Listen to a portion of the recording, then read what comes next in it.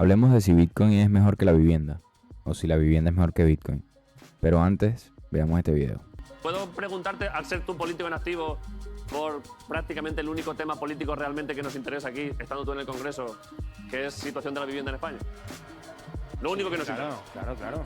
Todo lo demás al lado de eso es irrelevante, en mi opinión.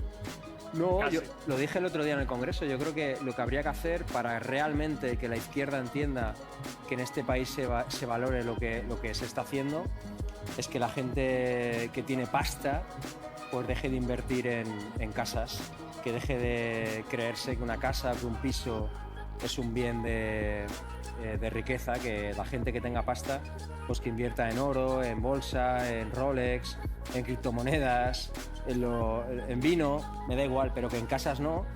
Una familia, una casa, y quien quiera especular con vivienda, pues que pague impuestos, que pague muchos más impuestos. Porque si no, nos vamos al carajo. Digo que el resto de cosas son irrelevantes. ¿Tú sabes qué es lo peor?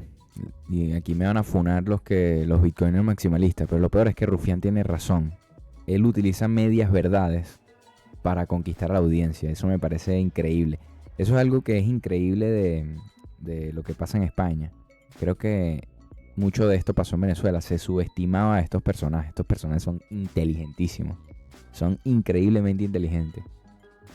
Son expertos en entender el escenario político y cómo clavar de manera sencilla un mensaje, el packaging envuelto de verdad, pero en lo profundo esconden una mentira garrafal, una mentira increíble, el veneno, le meten el veneno al packaging y ves al tipo así con una franelita negra así, ¿sabes? Unos pantaloncitos, no sé qué, con una cara así como de yo no fui. No, los tipos son increíbles, pero aquí venimos a hablar sobre Bitcoin y por qué creemos que Rufián tiene razón.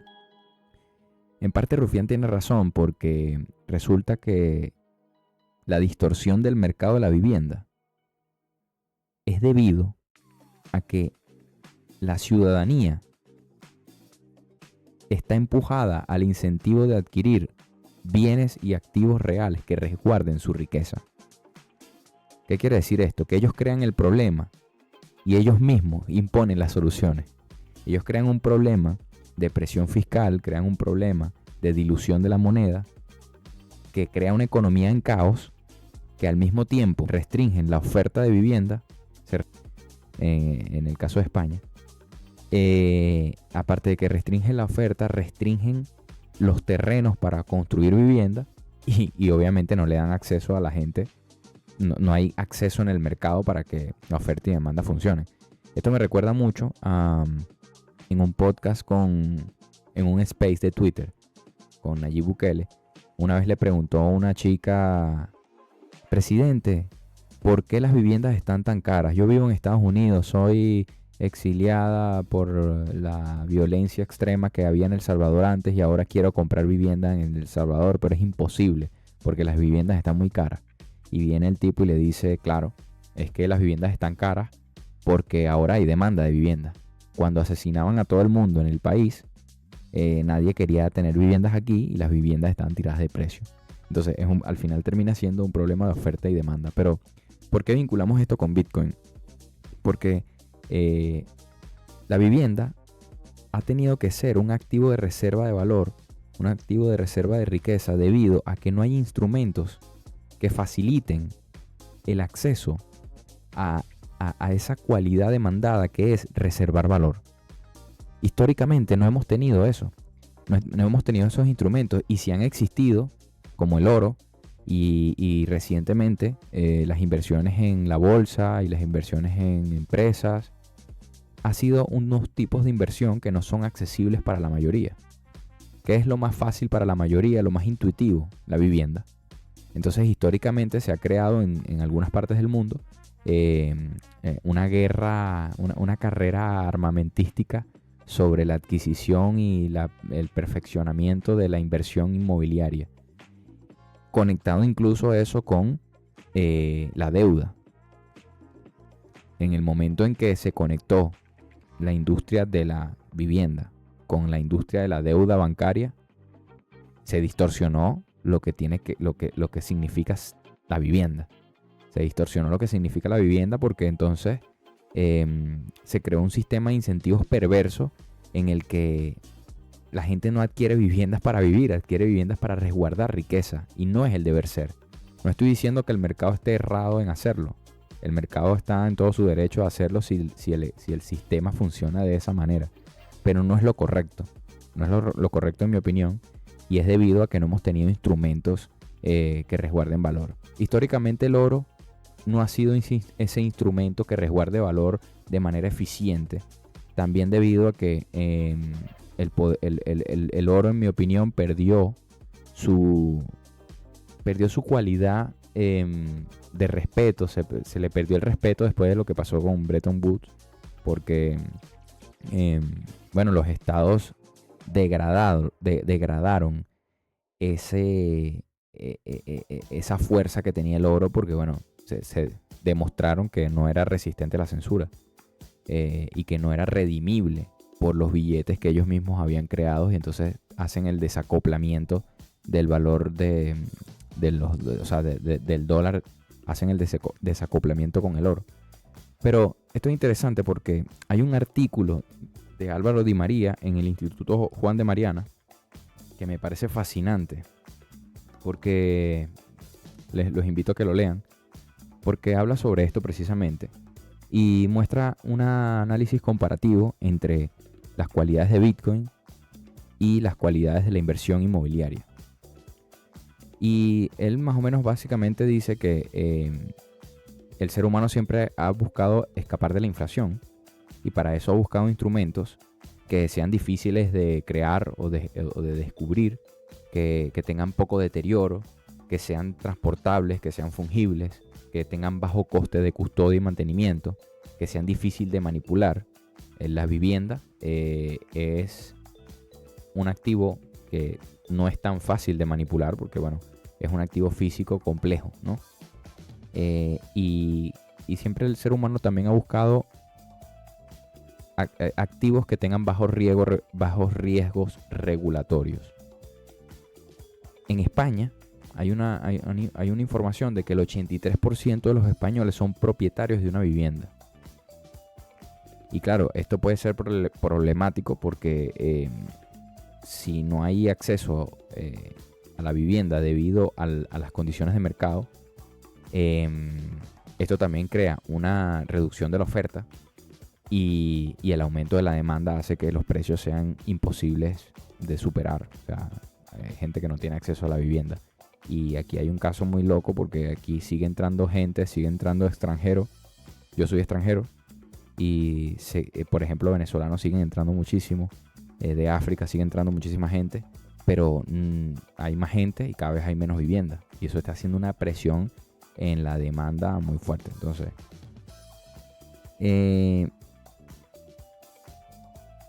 Álvaro, en la filosofía de Bitcoin, explica cómo preservar el valor en periodos de 3 a 4 años nunca fue tan fácil como con Bitcoin. ¿Por qué? Porque Bitcoin tiene una historia de auges y colapsos del precio en los que su volatilidad en ese auge y colapso siempre ha tenido mínimos más altos. ¿Qué quiere decir esto? Que cada vez que Bitcoin fluctúa para ir hacia el alza en una tendencia alcista históricamente desde que nació.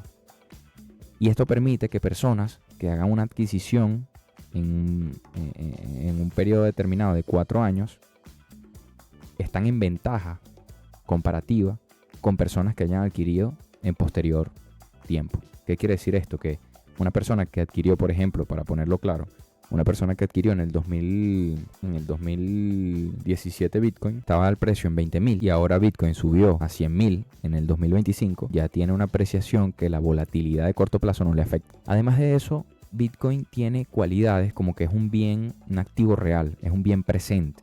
Te permite tener posesión tú mismo del activo. No tiene riesgo de contrapartida. No hay una persona, no hay un rufián que te venga a quitar tu casa porque no es tu primera casa, no es tu primera vivienda. Entonces viene un rufián y te la quita porque hay que dárselo al más desvalido, según él. Porque bueno, como dice el dicho, el que reparte y reparte se queda con la mejor parte, ¿no? Entonces esto permite que tengas un instrumento en el que tú puedas colocar tu dinero sin este riesgo de contrapartida, ¿no? De que venga alguien y decida por ti cuál es el mejor destino de tus ahorros. Tiene una oferta fija conocida. O sea, ¿qué quiere decir esto? Que tienes una certeza de que la oferta y la demanda no va a fluctuar y no va a deteriorar el poder adquisitivo de tu activo. Eso quiere decir que si hay una afectación en el mercado, por ejemplo, si hay una afectación en el mercado inmobiliario, que es un mercado muy complejo, tú te puedes ver diluido en tus activos. En cambio, con Bitcoin tú tienes certeza verificable, porque además puedes tú mismo, o sea, esto es algo interesante porque muchas veces en el sector inmobiliario tú necesitas terceros que te validen información, necesitas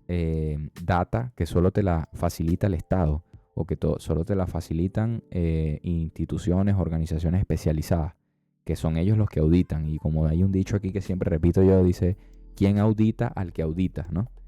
Entonces lo interesante de esto con Bitcoin es que tú puedes verificarlo tú mismo a través de la blockchain.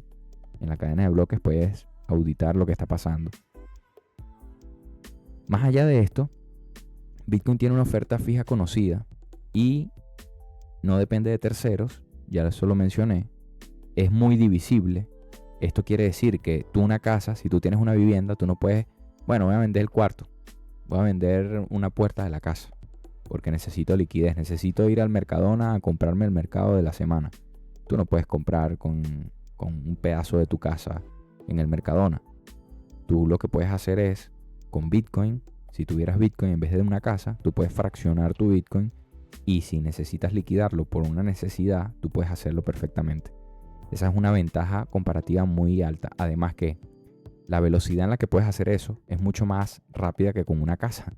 Aparte de que tú no puedes fraccionar la casa, la velocidad en la que tú puedas vender tu casa para poder adquirir bienes y servicios es más difícil que con tu Bitcoin. Porque tú rápidamente puedes colocar ese Bitcoin en el mercado y lo puedes vender. Y en un futuro muy próximo, posiblemente podrás liquidar o podrás comprar o podrás adquirir bienes y servicios directamente con tus Bitcoin. La ventaja que te da Bitcoin con el lugar donde se encuentra es que está en el ciberespacio. ¿Qué quiere decir esto? Que está a tu alcance, está al alcance de tu conocimiento.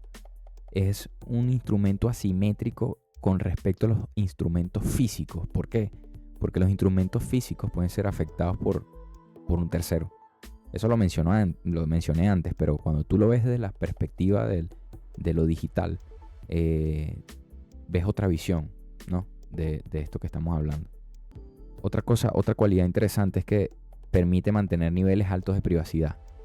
Algo que está pasando ahorita con Rufián es que después de esas declaraciones, resulta que han estado sacando, él estuvo en la entrevista con Broncano, y han estado sacando información de cómo Broncano ha tenido distintos pisos comprados a su nombre y bueno, un montón de cosas, ¿no? Una cosa que tiene el sector inmobiliario es que la oferta y la demanda dependen principalmente de las condiciones de financiación. Y eso es algo interesante porque eso es algo importante de mencionar porque tú para adquirir una casa tú necesitas un capital bastante grande para poder adquirirlo. Y regularmente la gente lo que hace es buscar financiación para poder acumular ese capital y poder adquirir el bien inmueble. Con Bitcoin no pasa eso. Bitcoin, como ya dijimos, es fraccionable y asimismo como puedes fraccionarlo para liquidarlo, para venderlo, puedes comprar fracciones de Bitcoin sin necesidad de tener que financiarte o endeudarte para eso. Tú puedes ahorrar de verdad. O sea, Bitcoin incluso te permite ese ejercicio del ahorro que es distinto al del sector inmobiliario, que muchas veces se convierte en una inversión. No todo el mundo tiene la capacidad líquida de comprar un bien a tocateja, como dice. El inmobiliario tiene trámites burocráticos elevadísimos.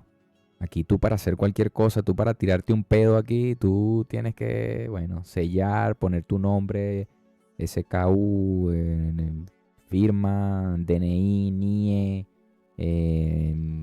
huella dactilar. Pronto vamos a tener que escanearnos el iris del ojo para poder hacer cualquier cosa aquí en España. Entonces, la carga burocrática hace que Bitcoin sea el instrumento más increíble para comprar, porque ni siquiera el oro tiene la capacidad que tiene Bitcoin, porque Bitcoin tú puedes adquirirlo desde donde te encuentres. Tú teniendo acceso a internet con un teléfono móvil, tú puedes hacer una transacción peer-to-peer con cualquier persona en cualquier parte del mundo, siempre y cuando con autonomía de la voluntad de las partes decidan intercambiar Bitcoin, ya eso es suficiente. Conexión a internet y autonomía de la voluntad de las partes para hacer una transacción, para intercambiar. Eso es algo mágico. Otra cosa que tiene la vivienda es que está sujeta a reforma. Está sujeta al deterioro. Eso lo mencionamos antes con el aspecto digital de Bitcoin.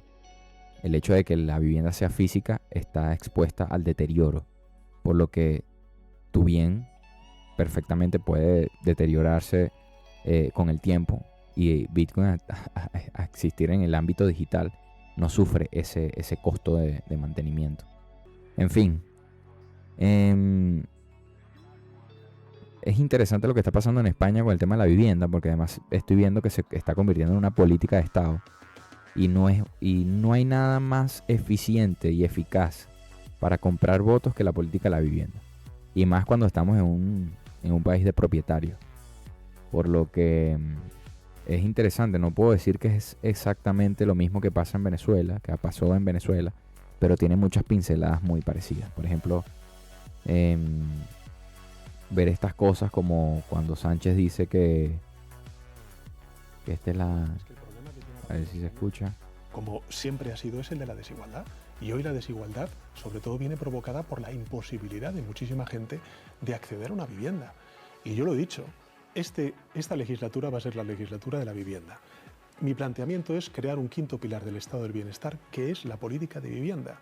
Y ese es mi compromiso político con los ciudadanos y ciudadanas, pero necesito tiempo, necesito consistencia, necesito la cooperación y la colaboración de ayuntamientos y de comunidades autónomas.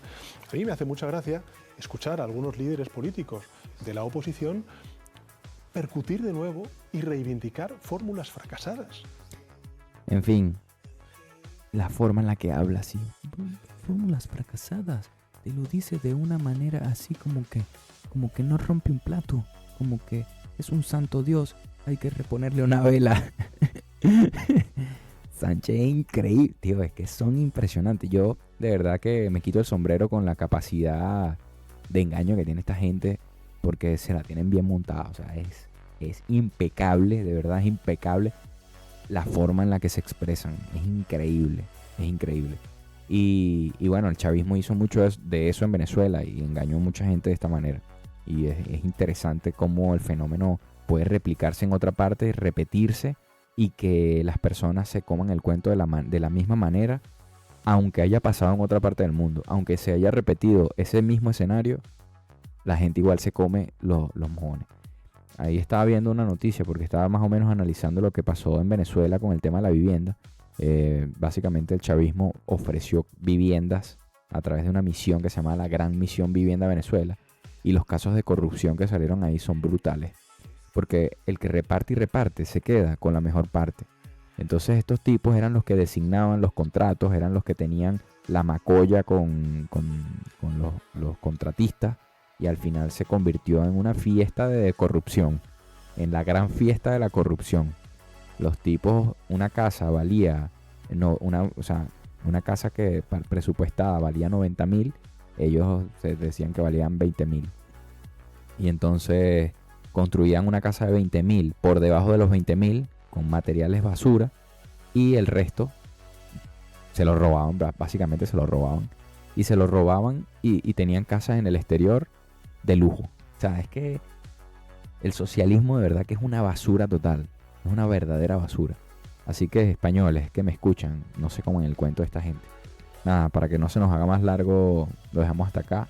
Nos vemos en un próximo video, chavales. Hasta la próxima. Por cierto, no confíen, verifiquen, y verifiquen en quién confíen. Si tienen a alguien a quien reaccionar, algún comentario relacionado con Bitcoin, alguna entidad carismática que quieran criticar, déjenmelo en los comentarios. Hacemos un análisis aquí en YouTube.